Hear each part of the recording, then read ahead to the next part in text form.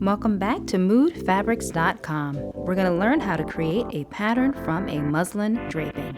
First, use your draping tape to create style lines directly on your dress form.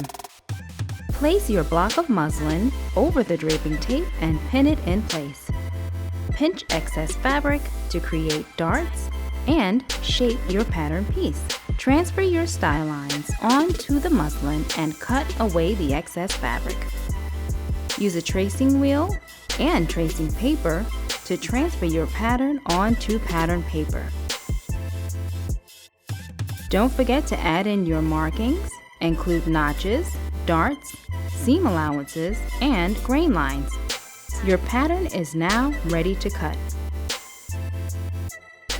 Transfer your pattern onto your fabric and repeat the process for each additional piece.